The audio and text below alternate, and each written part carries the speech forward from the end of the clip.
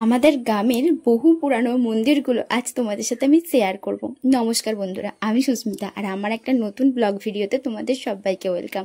সাথে থেকো, দেখতে থাকো আমার পুরো ব্লগটা, আশা করছি খুব ভালো লাগবে। আজকের ব্লগটায় আমি নিজের কথা কিছুই বলবো না, বরং বলবো আমাদের গ্রামের বিশেষ মন্দিরগুলোর কথা।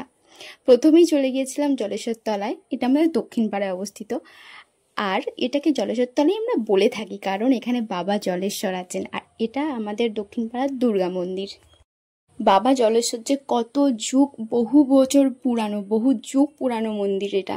তবে হ্যাঁ, এখন যে তোমরা মন্দিরটা দেখতে পাবে এটা অবশ্যই নতুন করে নির্মাণ করা, আর নতুন করে নির্মাণটাও হয়েছে আমার জন্মের আগে। আর এর যে প্রাচীন মন্দিরটা, আসল যে মন্দিরটা, সে বহু যুগ যুগ বছর আগের মন্দির। আর সেটার প্রমাণও কিন্তু আমি তোমাদেরকে দেব। মন্দিরের জানলা আর দরজা দেখলেই তোমরা বুঝতে পারবে যে এটা কত যুগ পুরানো মন্দির। কোন যুগে এই রকম জানলা দরজা মানুষ ব্যবহার করতো।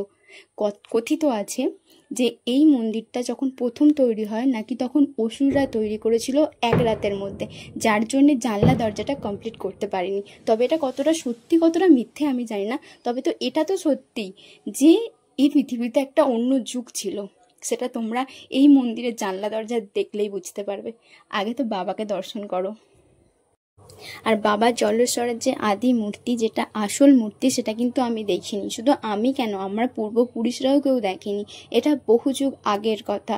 বাবা কিন্তু নিজেই এখানে উঠেছিলেন, আবার নিজেই কিন্তু পাতালে প্রবেশ করেছে। এবার যদি বলো কেন, কারণ তখনকার যুগে এখানে অনেক সাধু সন্ন্যাসীরা ছিল যারা কিনা এই বাবার পুজো করতো, এখানে ধ্যান করতো, বিভিন্ন কিছু হতো বহু যুগ আগে এইখানে। আর সেখানে তাদের মধ্যেই একটা সাধক বাবার মাথার সাপের মণি দেখে লোভে পড়ে গেছিল। তখন সে সেই মণি চুরি করতে গেছিল। সেই মুহূর্তে সেই সাধু তো অন্ধ হয়েই গেছিল, সঙ্গে সঙ্গে বাবা সেই মুহূর্তে পাতালে প্রবেশ করেছিল। আর তারপরে বাকি যে ভালো সাধুরা ছিল তারা অনেক চেষ্টা করেছিল বাবাকে ওপরে তোলার, কিন্তু বাবার ওপরে ওঠেনি। আর স্বপ্নাদেশও দিয়েছিল যে সে আর উঠবে না। আর তারপরেই বাবার যে সুড়ঙ্গে গর্ত করে যে বাবা নিচে নেমে গেছিল, ঠিক তারই ওপরে একটা ঢাকনা করে এই শিব মূর্তি, লিঙ্গের মূর্তিটা প্রতিষ্ঠিত হয়েছিল, যেটা আমরা এখন দেখছি। এটাও কিন্তু বহু যুগ আগে, সেই তখনকার দিনে। তখন থেকে কিন্তু এই মূর্তিটাকেই, এই লিঙ্গটাকে, শিবলিঙ্গটাকেই পুজো করা হচ্ছে। এটা কিন্তু আমি আমার ঠাকুমার থেকে শুনেছিলাম, তবে আমার ঠাকুমা এখন নেই, থাকলে আমি ঠাকুমার থেকে আরও বেশি কিছু জানতে পারতাম। যদিও এগুলো আমার ঠাকুমার শাশুড়ির থেকে শুনেছিল। এবার এই মন্দিরটা যে বহু বহু যুগ বছর আগের পুরানো মন্দির, তার প্রমাণ কিন্তু আমি তোমাদেরকে এখন দেব। হ্যাঁ, এখন তোমাদেরকে আমি যে জানলা দরজাগুলো দেখাবো না, সেগুলো দেখে তোমরা অবাক হয়ে যাবে যে এটা কোন যুগের মন্দির, কোন যুগে এই রকম জানলা দরজা ব্যবহার করতো। আসলেই তখন মানুষ ছিল। তো দেখো, এইটা কিন্তু সম্পূর্ণ পাথরের একটা দরজা, মানে দরজার পাল্লা, মানে বুঝতে পারছো? এরকমও একটা সময় ছিল যখন এই রকম জানলা দরজা ব্যবহার করা হতো। আর এটা দেখো, জানলা, একটা জানলা, ওই যে মানে শুনেছিলাম অসুরে নাকি জানলা দরজা কমপ্লিট করতে পেরেছিল না। আর প্রতি বছর ডিসেম্বর মাসে এই বাবা জলেশ্বরে কিন্তু অন্নকূট উৎসব হয়, প্রচুর মানুষ আসে। এই দেখো, এইটা হচ্ছে আমাদের এখানে আর একটা জাগ্রত মন্দির, জ্যোতিষতলা মন্দির। এটাও অনেক পুরানো। তবে হ্যাঁ, জলেশ্বরের মন্দির বহু বহু বহু যুগকাল পুরানো, মানে যখন একটা অন্য যুগ ছিল পৃথিবীতে। বাকি মন্দিরগুলো সবই বহু পুরানো, কিন্তু তারও পরের। কিন্তু জলেশ্বরের মন্দির যে আসলে কত যুগ আগের মন্দির সেটা আমরা সত্যিই জানি না।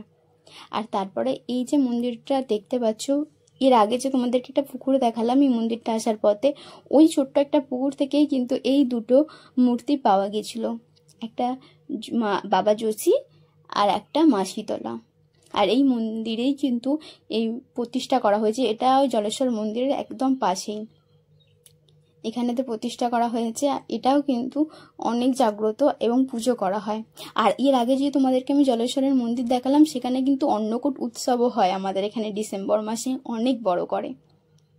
আর জ্যোতিষতলা মন্দিরও তাই, এমনি কপাট দেওয়া থাকে, তুমি কপাট খুলে ঢুকতে পারো, মায়ের পুজো দিতে পারো যখন খুশি, সবার জন্য এই মন্দির সবসময় খোলা থাকে। আর তারপরেই চলে এলাম আমাদের গ্রামের আর একটা পুরানো মন্দির, বাবা পঞ্চাননের মন্দির।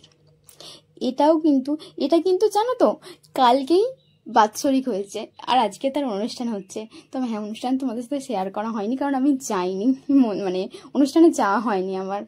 আর এটা হচ্ছে আমাদের জয়পুরে একটা রাজমঞ্চ, আর তারপরে চলে এসেছিলাম লক্ষ্মী জনার্দন। বাকি মন্দিরগুলোর মতন এই মন্দিরটাও নতুন করে নির্মাণ করা হয়েছে। হ্যাঁ, এটাও বহু বছর আগেই নির্মাণ করা হয়েছে। আর এই মন্দিরের দেবতাকে মানে বাবা লক্ষ্মী জনার্দনকে কিন্তু আমি তোমাদের সাথে দেখাতে পারছি না, কারণ এটা সারা বছর উপরেই পুজো হয়, বছরে একটা দিনই নাবিয়ে শুধুমাত্র নিচে পুজো করা হয়, নিচে তলায়, যেদিন সবাই দেখতে পায়। আর এই হলো আমাদের গ্রামের মা বাস্তুকালী, যে সবার মা। আর এই মা ছাড়া কিন্তু পৃথিবীতে আমার মনে হয় কিচ্ছু নেই। এই মায়ের থেকেই সবকিছু শুরু, আর সবকিছুর বিলীন এই মায়ের কাছে গিয়েই হয়, কি তাই না? পৃথিবীতে বাবা মা ভাই বোন স্বামী সন্তান বলতে কিছুই নেই, সবাই পর, কেউ কারণ। আর এই যে তোমরা আমার মাকে দেখতে পাচ্ছ, আর এই মায়ের বেদিটা তখনকার দিনের এক সাধকের জ্বলন্ত চিতার ওপরে কিন্তু তৈরি হয়েছিল মায়ের এই বেদিটা, আর প্রতিষ্ঠা হয়েছিল মায়ের এই মূর্তিটা। বাবার মতন মাও কিন্তু আমাদের গ্রামের বহু পুরানো। আর এইখানে যে মন্দিরটা তোমরা দেখতে পাচ্ছ, এই পুরো জায়গাটাই কিন্তু একটা সময় শ্মশান ছিল।